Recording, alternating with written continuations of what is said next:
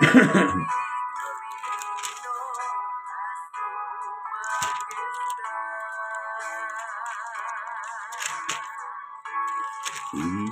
gloria está aquí, y su gloria está sobre mí, y me llena. Muy buenos días, amados en el Señor. Dios les bendiga a cada uno de ustedes. El nombre que reposa sobre cada uno de vosotros, el nombre de Jesucristo, sea de gran bendición, como lo ha sido hasta el día de hoy, en cada uno de ustedes. Saludamos a todos los que están en esta mañana conectados con nuestro programa Conversando la Escritura, muy temprano por la mañana. Amén.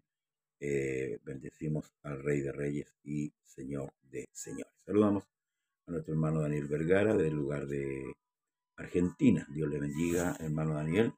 Saludamos con un abrazo fraterno desde acá, Santiago de Chile, en el nombre de Jesús. Y así a todos aquellos que se conectarán a medida que el programa vaya avanzando, y aquellos que verán a posterior, ya sea por canal YouTube o por el lugar de Facebook.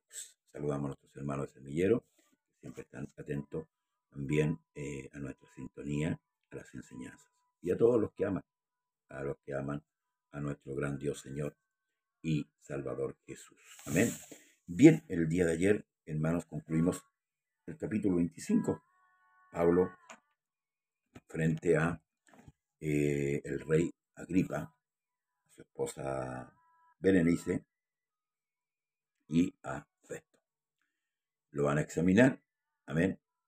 Hay una inquietud con respecto de parte de Agripa y también de Festo, de Festo, porque él no sabe qué colocar, ¿cierto?, en la acusación de Pablo, y busca de una u otra manera, ¿cierto?, alguien que le puede decir de qué lo acusa, porque según él sería muy irrisorio mandar a ese preso sin ninguna acusación delante de él. Entonces estamos hablando que lo va a enviar delante del emperador de todo el mundo, en ese entonces, amén, el gobernador de todas las naciones, como en el tiempo de Nabucodonosor, como en el tiempo, ¿cierto?, de los sirios, de todos los que gobernaron antes del imperio romano. Entonces solicita la ayuda de Agripa para ver de qué manera puede él presentar a Pablo delante de César. Agripa, con una esposa judía, también, que es Berenice, también tiene inquietud por ver a este hombre y escucharlo. Entonces seguimos con él. Voy a tomar el verso 27 del capítulo 25, por el cual me concluimos el día de ayer, y dice, porque me parece fuera de razón enviar un preso y no informar de los cargos que se halla en su contra. ¿Ve? Este gobernante no quería, hermanos, quedar en ridículo delante de César. Entonces, como le dije antes, pide la ayuda del rey Agripa. Entonces Agripa dijo a Pablo: ¿se te permite hablar por ti mismo? Pablo entonces extendió la mano, comenzó así su defensa. Me tengo por dichoso, oh rey Agripa, de que haya de defenderme hoy delante de ti de todas las cosas que soy acusado por los judíos. Mayormente porque tú conoces todas las costumbres y cuestiones que hay entre los judíos, por lo cual te ruego que me oigas con paciencia. ¿Ve? Agripa era un conocedor de las costumbres, perdón, del pueblo de Israel, y Pablo pide esa paciencia para poder exponer con claridad, porque esto es lo mismo que la escritura. Necesitamos que la escritura se exponga con claridad para que así los creyentes podamos entender de lo que se está hablando, de lo que se está enseñando, qué se nos quiere decir. Y por eso que es vital que los predicadores, ¿cierto?, que los enseñadores puedan enseñar con claridad, con paciencia, como dice el apóstol Pablo, con toda paciencia y doctrina. Para dejar en claro, ahora la decisión ya, la responsabilidad es del oyente, pero la responsabilidad del predicador, del enseñador, del que sube a un púlpito, es administrar siempre con la gracia y la sabiduría de Dios. No es entretener al pueblo, hermano, ni crear un ambiente de jolgorio, solamente de ser un motivador. Hoy día te ven las redes sociales, la cantidad de motivadores, pero enseñadores escasean. Entonces el apóstol Pablo le dice que lo oiga con paciencia. Mi vida, pues, desde mi juventud, la cual desde el principio pasé en mi nación, en Jerusalén, la conocen todos los judíos, los cuales también saben que yo, desde el principio, si quieren testificarlo conforme a la más rigurosa secta de nuestra religión, viví fariseo. Y ahora, por la esperanza de la promesa que hizo Dios a nuestros padres, soy llamado a juicio. Promesa cuyo cumplimiento esperan, que ha de alcanzar nuestras 12 tribus, sirviendo constantemente a Dios de día y de noche. Por esta esperanza, oh rey Agripa, soy acusado por los judíos, que se juzga entre vosotros cosa increíble, que Dios resucite a los muertos. Le pregunta. Ahora, ¿por qué va esta pregunta? Porque los que conocemos, ¿cierto?, las Escrituras, gracias al Señor, sabemos que el fariseísmo creía en la resurrección de los muertos. La secta de los saduceos no, pero los judíos fariseos, la de los fariseos, sí. Y por eso que él pregunta, ¿se juzga entre vosotros cosa increíble que Dios resucite a los muertos? Yo ciertamente había creído mi deber hacer muchas cosas contra el nombre de Jesús de Nazaret, lo cual también hice en Jerusalén. Yo encerré en cárceles a muchos de los santos, habiendo recibido poderes de los principales sacerdotes. Y cuando los mataron, yo di mi voto. Y muchas veces castigándolos en todas las sinagogas, los forcé a blasfemar, y enfurecido sobremanera contra ellos, los perseguí hasta en las ciudades extranjeras. Ese era el comportamiento de Pablo o Saulo de Tarso,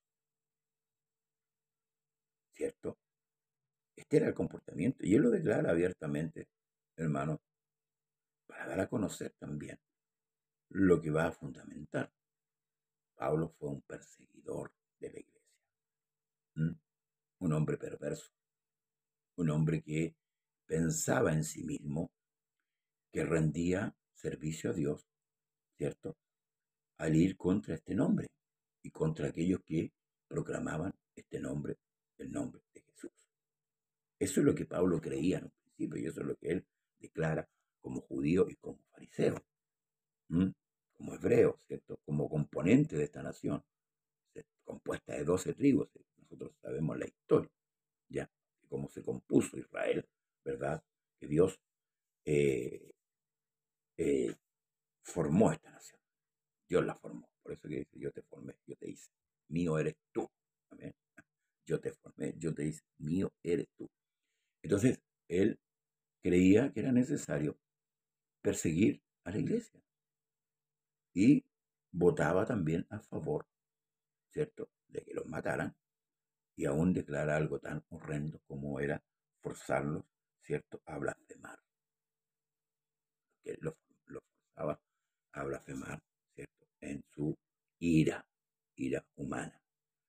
Declara su comportamiento. Entonces, dice, ocupado en esto iba yo a Damasco con poderes y en comisión de los principales sacerdotes, cuando a mediodía, oh rey, yendo por el camino, vi una luz del cielo que sobrepasaba el resplandor del sol, la cual me rodeó a mí y a los que iban conmigo. Y habiendo caído todos nosotros en tierra, oí una voz que me hablaba y decía en lengua hebrea, Saulo, Saulo, ¿por qué me persigues? Pregunta. Una cosa de dar cosas contra el aguijón. Yo entonces dije, ¿quién eres, Señor? Y el Señor dijo, yo soy Jesús, a quien tú persigues. Pero levántate y ponte sobre tus pies, porque para esto he aparecido a ti, para ponerte por ministro y testigo de las cosas que has visto y de aquellas en que me apareceré a ti, librándote de tu pueblo y de los gentiles, a quienes ahora te envío, para que abras sus ojos, para que se conviertan de las tinieblas a la luz y de las potestades de Satanás a Dios, para que reciban por la fe, que es en mí, perdón de pecados y herencia entre los santificados. Gloria al Señor. Siendo Pablo en esta condición, y por eso que nosotros al leer las cartas de Pablo, podemos ver el amor de Pablo expresado hacia Dios. Ahora él dice con respecto a esto, nosotros le amamos a él porque él nos amó primero, y es algo ciertísimo. No puede haber amor en nosotros hacia Dios si Dios no se hubiera manifestado en ese amor. Y por eso que dice que el amor de Dios fue derramado en nosotros por medio de qué? Del Espíritu Santo, que hoy día mora en usted y mora en mí y mora en todos los que amamos a Dios. Entonces, aquí uno a meditar, ¿cierto? Estos versículos de este capítulo 26, de hecho,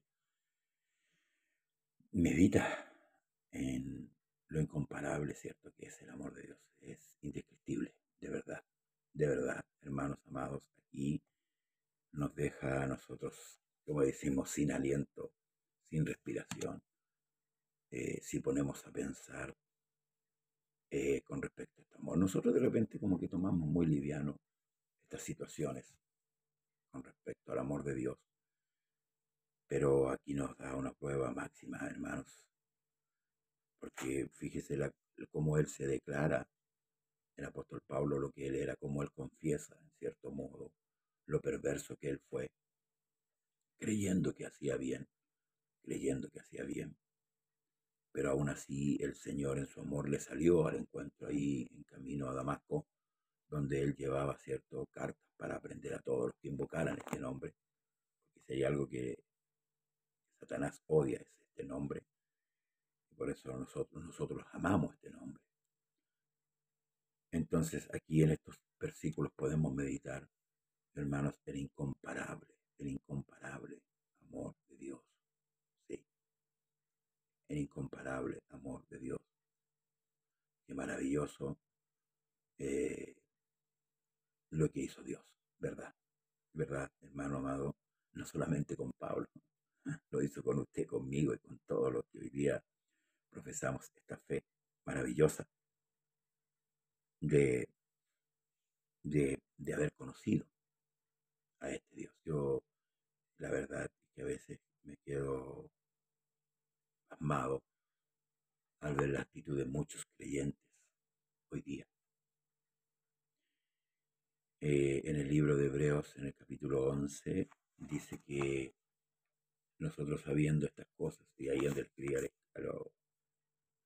a los hebreos, ¿cierto? Para que consideren, porque es importante considerar. Así que recibiendo nosotros un reino inconmovible, tengamos gratitud y mediante ella sirvamos a Dios, agradándole con temor y reverencia.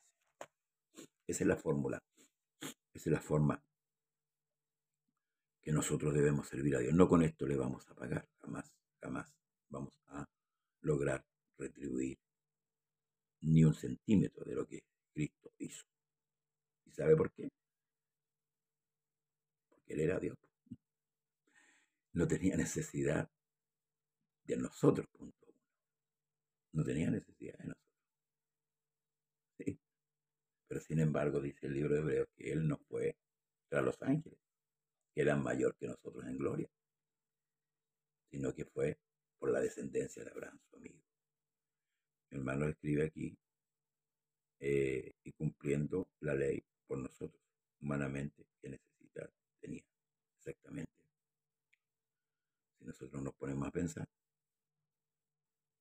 sirvo yo a Dios?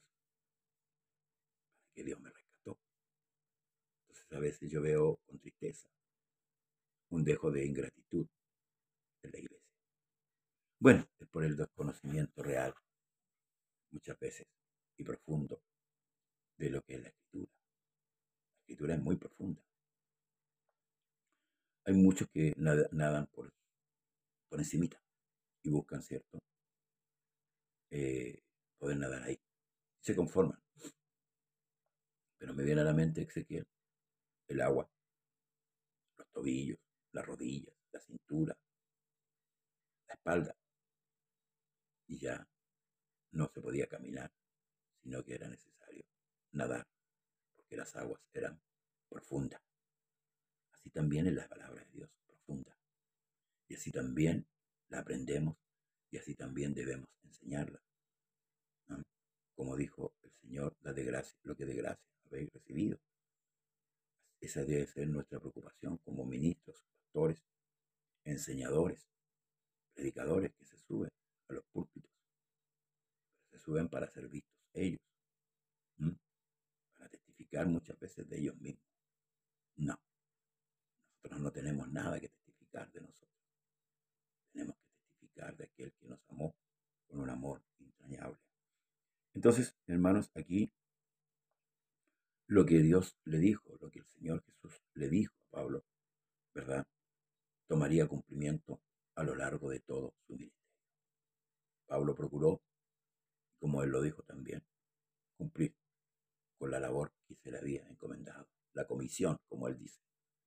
Recordemos, y si volvemos atrás, unos capítulos en Mileto, él le dijo a los ancianos, yo no he rehusado a entregarlo todo el consejo de Dios. Entonces, de nada Pablo tenía que ser acusado. Tampoco,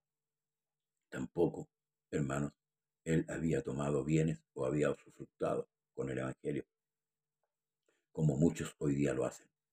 Amén. Muchos lo hacen de esta manera. Se aprovechan de la nobleza de la gente, ¿verdad? Y se han enriquecido a costa del Evangelio. ¿Mm? Dice Romanos 11:33, profundidad de las riquezas, de la sabiduría y de la ciencia. Cuán insondables son sus juicios e inescrutables sus caminos. ¿Sí? Exactamente. Exactamente. Pero Él es Dios. Amén. Y Él hace como Él quiere. Eso muestra la soberanía. Si usted, voy a pensar un poco como hombre.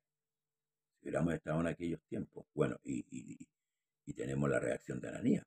Le dice, pero Señor, he oído a este hombre cuántos males ha hecho a tu pueblo, y aquí mismo tiene poder para tomar preso a todos los que invocan tu nombre. O sea, aquí es una exclamación de parte de personas que me ríen, pero la actitud humana siempre sale a resaltar. Como decía, yo creo que usted y yo, humanamente, nunca hubiéramos llamado al apóstol Pablo, ¿o no? Sabiendo lo que había hecho. Yo creo que estaríamos clamando así como las oraciones antiguas, elimínalo, Señor. ¿Mm? Pero Dios le plació. ¿Por qué lo llamó? Es como a Jacob amé y a Saúl aborrecí, que tenía mejor Jacob que Saúl. Entonces esto muestra, hermanos amados, la soberanía de nuestro Dios. Aunque no entendamos las profundidades de las riquezas, de la sabiduría y de la ciencia muchas veces, y de los caminos, de los juicios de Dios, la Escritura nos revela en gran parte estos caminos, estos juicios, cómo Dios juzga, amén, y cómo debe juzgar la iglesia. Porque muchos se amparan, ¿cierto? No juzguéis para que no seáis juzgados. Cristo no está hablando de eso, de ese tipo de juicio. Hablando del juicio comparativo, de lo que a mí me conviene y no me conviene. Por eso que David dijo, lámpara es a mis pies y lumbrera a mi camino tu palabra. Entonces, hermanos, vamos a ver cómo estamos con el tiempo. Todavía nos queda. Dice, por lo cual, oh rey Agripa, no fui rebelde a la visión celestial, sino que anuncié primeramente, mire, a los que están en Damasco, en Jerusalén y por toda la tierra de Judea y a los gentiles, que se arrepintiesen y se convirtiesen a Dios, haciendo obras dignas de arrepentimiento. Ahí está la predicación del Evangelio. Lo que el Señor mandó a predicar, el arrepentimiento y el perdón de pecado, ¿cierto? Comenzando ¿de dónde? Desde Jerusalén. Pablo toma la misión, ¿verdad? No se sustrae de esto, la toma y empezó en el mismo tiempo, ¿cierto? Que fue llamado en Damasco. Pablo empieza a predicar desde ahí. No esperó, no lo mandaron a un centro de enseñanza, no esperó la orden de Pedro, no, la orden era directa. Amén. Entonces, no rehusó Pablo en predicarle el arrepentimiento y el perdón de los pecados, comenzando desde ahí. Por causa de esto, los judíos, prendiéndome en el templo, intentaron matarme. Pero habiendo obtenido auxilio de Dios, persevero hasta el día de hoy, dando testimonios a pequeños y a grandes, no diciendo nada fuera de las cosas que los profetas y Moisés dijeron que habían de suceder. Que el Cristo había de padecer y ser el primero de la resurrección de los muertos, para anunciar luz al pueblo y a los gentiles. Esto va de la mano. Fíjese qué maravilloso. En estos versículos, bueno, los vamos a tener para ir ya concluyendo. Esto se está poniendo muy bueno, ¿cierto? Como el apóstol Pablo está dando y presentando defensa ante el rey Agripa, para que el rey Agripa pueda emitir un juicio. Ahora, el verso 22.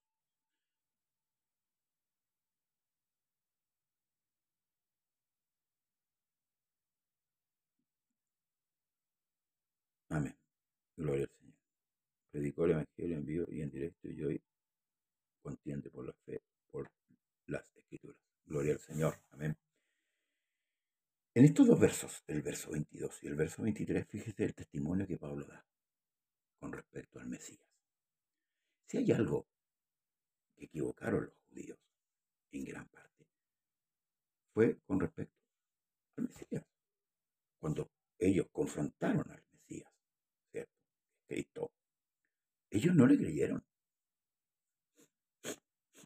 Y, a ver, el final del Mesías, crucificado, ¿cierto? Herido, como dice el libro de Isaías, por nuestras rebeliones, mayormente ellos se sentían como que tenían la razón, que Cristo no era el Mesías, porque según ellos, según la creencia, el Mesías era un hombre que iba a entrar, ¿cierto? Tipo David, una espada, ¿verdad?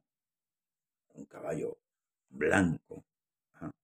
De victoria, con un ejército aplastante, e iba a sofocar a sus enemigos. Para ellos, durante tiempo, la enseñanza era esa. Entonces, ¿por qué se burlaban del Señor? Miren, pese a que el Señor mostró señales y milagros, enseñó con sabiduría, pese a todo eso. Bueno, ellos lo mataron por envidia, lo sabemos. Se unieron, ¿cierto?, con los gentiles para dar muerte al Señor. Pero esto estaba escrito. Esto es lo maravilloso. Esto está escrito aquí. A Dios no lo sorprendieron. Amén. Pero veamos el meollo. Porque ellos no recibieron al Mesías. Ellos estaban instaurados con una religión, ¿verdad? Esa religión a ellos les daba muchos réditos económicos. Y si no me cree, ellos fueron capaces de colocar un negocio en el mismo templo. El negocio de los animales, el negocio del cambio de moneda, era de ellos, era su negocio. Entonces ellos habían echado por tierra todo lo que Dios le había enseñado a través de los profetas. Cuando una persona no quiere oír la palabra de Dios, ciertamente va a sufrir muerte. Lo dice la Escritura. El camino de vida es hacia arriba al entendido para apartarse del Seol abajo. Con la espada es fácil pelear, pero el Mesías, único Dios, Jesucristo, los derrotó al emperador de la muerte. Amén. Lo que ellos no entendieron es lo que dice Isaías 53. Entonces, al ver al Cristo sufriente, por decirlo así, menos les cuadraba la ideología que ellos habían acunado o abrazado desde años. Entonces, aquí hay un análisis, ¿cierto?, de lo que ellos podían pensar. No les convenía, porque Cristo refutó toda esa doctrina que ellos habían acunado durante años y les enseñó el corazón de la ley, el espíritu con que Dios determinó la ley. La ley no es mala, no es mala. La ley es buena porque nos dice dónde fallamos, dónde pecamos. Por eso que Pablo, cuando él defiende, dice, no, la ley ciertamente no es mala. El salmista David dice, ¿cuánto amo yo tu ley? La ley es beneficiosa no para Dios, para nosotros. Nosotros necesitábamos de ley, porque desde que Adán pecó, el hombre se corrompió. Entonces el hombre necesita. Hoy día, ¿por qué vemos una sociedad caótica? Porque no hay disciplina, no hay leyes que puedan cumplirse. Y las leyes que hay, las quebrantan con el cohecho. Lo que pasaba en Israel, lo que hicieron los fariseos. Cuando les dijo, la escritura dice, honra a tu padre y a tu madre. Y ustedes decían, cierto, este es mi corbán, con el cual yo puedo ayudarte. Porque el beneficio lo recibían ellos. Entonces tapaban el pecado. Es como cuando dice en el Antiguo Testamento, cubrían el muro con lodo. Pero no, no contaban con que cuando venía la lluvia, el lodo escurría y el muro se veía desnudo, o sea, se veía tal como era. Por eso que dice que por dentro, o sea, por fuera mostraban blanco y por dentro eran llenos de huesos muertos. Pero el meollo es este, que ellos no entendieron que el Mesías tenía que sufrir. Ahora, ¿por qué tenía que sufrir?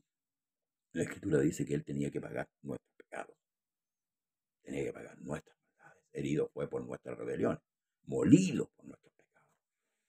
La justicia de Dios fue sobre este Cristo. Y por eso que el mayor juicio fue el de las 3 últimas horas, donde la tierra se oscureció. Y Jesús clamó a gran voz, Elí, Elí, lama sabactani. Estaba pagando su pecado y mi pecado. Amén. Ahí, en esas 3 horas, donde hubo tinieblas, se oscureció de las 12 del día a las 3 de la tarde. Y este es un golpe de la ciencia también, porque científicamente de las 12 a las 3 es la hora que hay más luz en la Tierra. Sin embargo, fíjese que cuando Jesús nace, se ilumina el cielo. Cuando Jesús muere, se oscurece la tierra. Pero ahí, y gloria damos a nuestro Dios, porque Él está pagando la justicia de Cristo versus la justicia de Dios. Pagó el precio. Y por eso la muerte no lo pudo retener. Era imposible. Porque Cristo no pecó. Pero tuvo que morir. Porque cargó, nuestro pecado. Cargó nuestras maldades. Así dice la Escritura en Isaías 53, Salmo 22. Entonces, por eso que aquí Pablo dice las cosas que los profetas y Moisés dijeron que habían de suceder, que el Cristo había de padecer y ser el primero de la resurrección de los muertos, para anunciar luz al pueblo y a los gentiles. Y gracias damos al Señor porque nos consideró, no solamente consideró al pueblo de Israel, sino también lo consideró a usted y a mí, que somos gentiles. Por eso no debemos judaizarlo. Hoy día muchos se están judaizando. Malinterpretan la Escritura. Dice que Él murió por nuestras transgresiones y resucitó para nuestra justificación. ¿Quién acusará a los escogidos del Señor? Dios es el que lo justifica. Esa sangre preciosa que fue ahí en el Calvario fue por usted y por mí. Por eso que Pablo no cesaba de predicar, no se cansaba de enseñar y estaba dispuesto aún a morir por esa causa. Claro que con todo esto no iba a pagar nunca jamás lo que Jesús, nuestro Dios, hizo por él y por todos nosotros. Por eso, hermanos, debemos amar a Dios. Por eso debemos seguirle, servirle hasta el final. No cuando tengamos ánimo solamente, sino cuando estemos en medio de la lucha, en medio de la prueba, en medio de la dificultad. Sí, debemos considerar ese gran amor que el Señor tuvo para con usted, para conmigo y para con todos aquellos que le aman. ¿Ama usted al Señor? Recuerde, usted y yo estuvimos en el Calvario. Sí, porque Él llevó nuestros pecados. Somos responsables de la muerte de Cristo. Pero ¿sabe lo que ha hecho el Señor?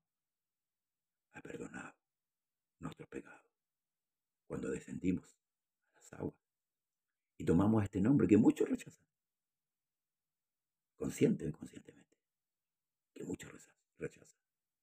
Pero usted y yo amamos este nombre, que es por sobre todo nombre. Que el Señor Jesús le bendiga esta mañana y seguimos el jueves, si Dios sí lo permite, con esta defensa del apóstol Pablo, que más que defensa se va a convertir en una predicación del Evangelio. Que Dios le bendiga. Hasta el jueves. Y hoy por la tarde tenemos culto por la enseñanza, ¿cierto? Nuestro hermano Leopoldo Prieto a las 19:30. Bendiciones. El Señor Jesús le bendiga. Inmolado en el Calvario, Él mostró su amor por mí. Todo peso del pecado, sucios pecados, encima Él llevó. Y en un momento importante, en un instante muy decisivo, fue por él o por mi amado Padre, querían a mí salvar. Sangre que me da la paz, sangre que me purifica, sangre que me redime, preciosa sangre, la sangre de Jesús. Sangre que me da la paz,